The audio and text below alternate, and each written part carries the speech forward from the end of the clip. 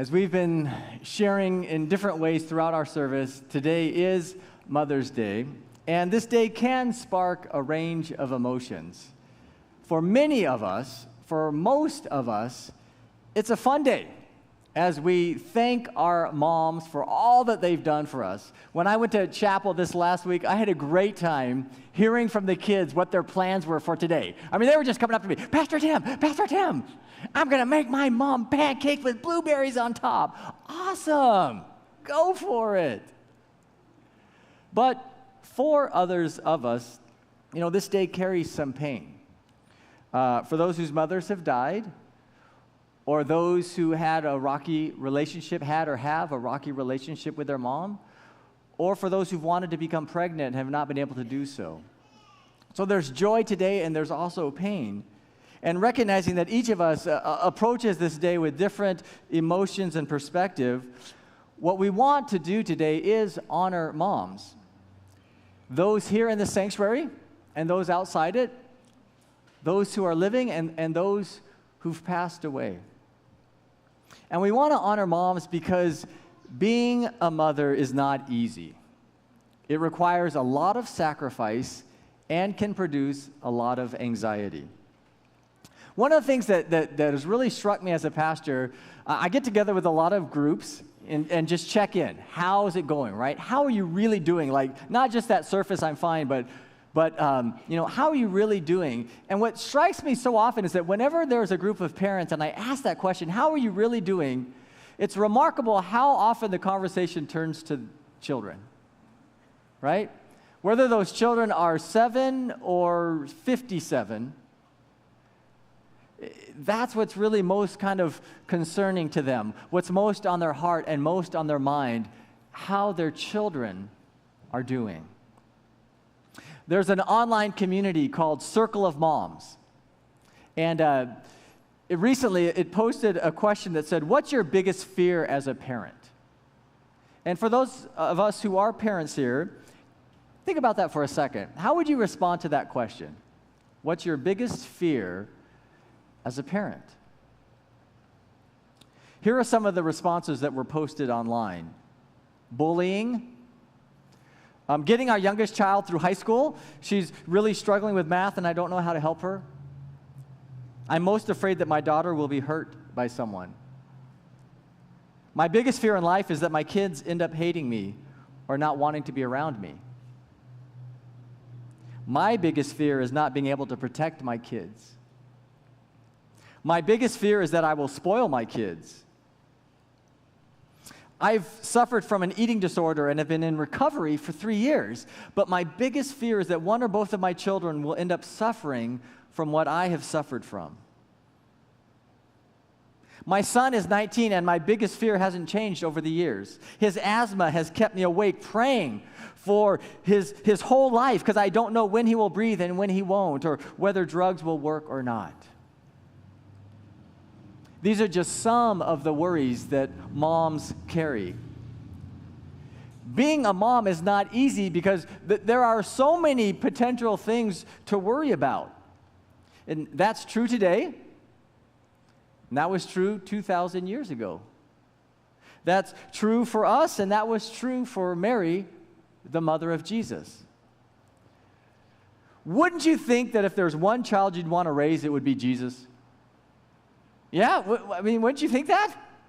If you're a parent, wouldn't you think raising Jesus would be easier than raising my daughter, my son?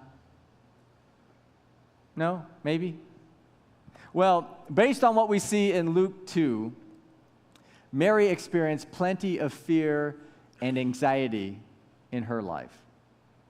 Now, as we dive into the story, I want to share a story from my family that I've shared before. And my dad is actually here. Hello, Dad, somewhere.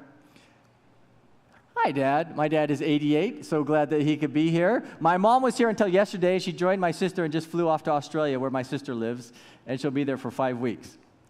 But I told my dad, I'm going to share this story, and he gave me a lot more details that I didn't realize were going on. But years ago, we were driving across the country, 6 kids, 2 adults in a station wagon or something like that. We were in the middle of nowhere across the country, and we went to a rest area to stop. And then we got back in the car, and we were driving along the freeway. And as we're driving along the freeway, like this trucker is kind of like looking at us. 18-wheeler. Then he's like honking the horn, like, pull over, pull over, pull over. Like, at first, no, but then we pulled over. I might not have this right, Dad. This is my understanding. The trucker walks up to the car. Are you missing something? And we all look around and we yell, Rebecca!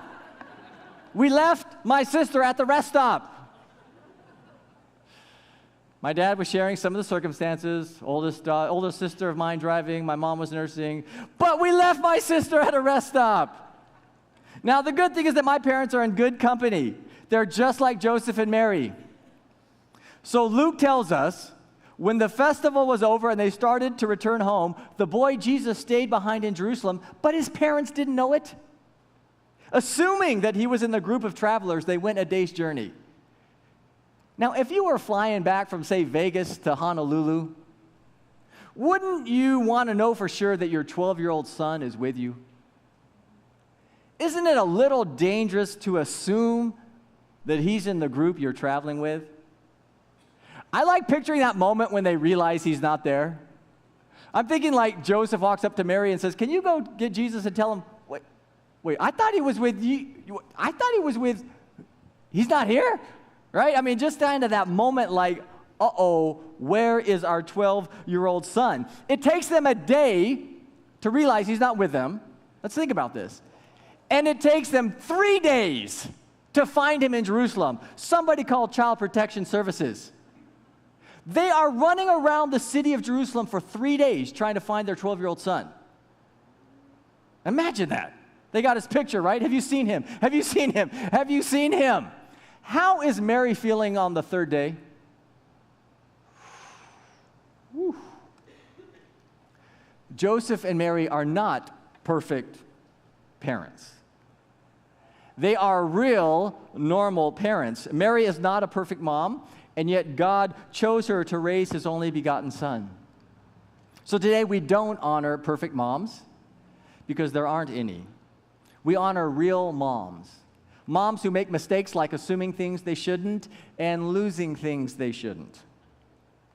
So after 3 days of running around trying to find Jesus, finally they see him. Is he hurt? Scared? Has he been looking for them? No, and no. He's hanging out in the temple with a group of teachers seemingly unaware that his parents exist, right? 4 days since he's seen them, and he's like, oh, hey guys, how's it going? I'm sure Mary initially felt relief when she sees him, but then she drags him by the collar, sits him down and says, Jesus, middle name Christ, why have you done this to us?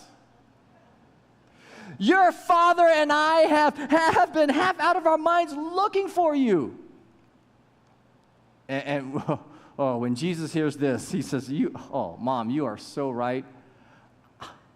I am sorry. I should have texted you. I should have called, right? No, that's not what Jesus says. Jesus says, why were you looking for me? Didn't you know I'd be here in my Father's house?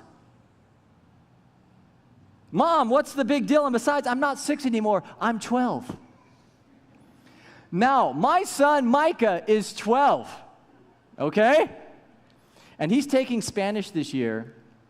And in his Spanish class, each student got to pick their name. He chose Jesus. So I live with a Jesus who's 12. I have a very special connection with this story. And Jesus sounds a lot like my Jesus here. He sounds like the typical teenager tweener saying to his mom, what's the big deal? Why all the questions? Don't you trust me? And my guess is that he's rolling his eyes when he says this. So what does Mary experience as a mom here? I want to mention 2 things. First, she experiences confusion. Mary finds Jesus totally perplexing. She doesn't get him. She doesn't understand what he's saying to her. He confuses her. He leaves her thinking, what's the deal with this kid of mine? And remember, this is Jesus. Moms, do your children ever leave you confused? Do you ever have a hard time understanding them? Does it ever feel like an alien has moved into your home? If so, you are in good company with Mary, the mother of Jesus. As Roberta Hestenes puts it, if Mary and Joseph, handpicked by God, couldn't understand Jesus, we should not be discouraged by our own difficulties communicating with our children. The second thing Mary experiences here, according to Luke, he says straight out, anxiety. Son, why have you treated us like this? Your dad and I have been anxiously searching for you. Mary has that deep-seated anxiety that erupts into anger and frustration, right? Anxiety and fear can turn very quickly into frustration and anger toward our kids. What must it feel like to want to wring the neck of the Son of God? What must it feel like to tell the Messiah, you're grounded? See, being Jesus' mother is frustratingly, anxiously experiencing craziness for Mary. It makes her stressed out. So, moms, do your children ever make you anxious? Leave you lying awake at night worrying? If so, you are in good company with Mary. Parenting can make us anxious. Now, who has more anxiety? Mothers of young children or mothers of grown children? I know the mothers of grown children will say, mothers of grown children, hand down. Right? But I'm thinking, I'm not a mom, so I have no vote in this, but I'm thinking both. Fair answer? I'm going to go with both. Both have plenty to be anxious about. Why? Why is there so much anxiety in parenting? That's the question I've just kind of been thinking about this week. Why do we get anxious as parents? Why do we worry about our kids? I think the answer boils down to one word: control. There is something in us as human beings that wants control. We want to be God rather than trust God. We want to be in control, and so we do a lot to convince ourselves that we are in control. We do a lot to build up the illusion of control.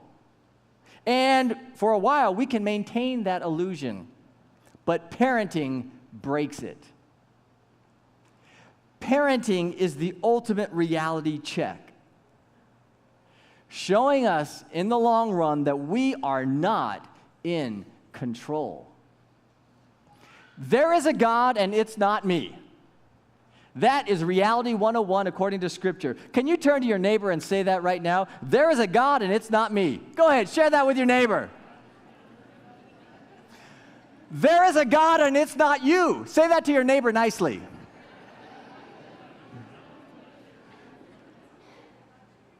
So there is a God, and it's not me. I'm not in control. That's what parenting teaches us, right? I'm really realizing that right now with a 7th grader who has the ability to text. It's a very crazy world, but I know that this world and this middle school and all that he's going into is way beyond my control, right? And that's just with a 12-year-old. 20-year-old, 30-year-old, 40-year-old, 50-year-old, I will continue to see that, I'm sure. I'm not in control. That's the challenge and the gift of parenting. Discovering that we're not in control, that we're not God. Practically speaking, as a parent, that means discovering that everything belongs to God first and foremost, even our children. Our children belong to God before they belong to us. That's a lesson that Mary learns throughout her life as a mom. When she finds Jesus talking to the teachers in the temple, when he says to her, "Did you know I'd have to be in my Father's house?" She's learning that her son belongs to God. Years later, she attempts a family intervention after Jesus starts causing trouble in town. But Jesus tells her that his family is those who do the will of God. And she continues to learn that her son belongs to God. Then one day she watches as Jesus is marched up to Golgotha and put to death on a cross. She watches as her son follows God's will by laying down his life for us. And once again, she learns that her son belongs to God. By teaching her that everything belongs to God, even her own son, motherhood helps Mary to surrender all, to give up control, to let go and let God. Moms, what is God teaching you through motherhood? In the midst of the peaks and the valleys, the joys and the sorrows, how is being a mom training you to let go of control? To understand that there is a God and it's not you. We don't have control. That's the lesson of parenting. We don't have control, but we do have influence. We don't have control, but we do have influence. Every parent needs to understand that. So significant because that influence really, really matters. That's what we see in Mary's experience as a mother.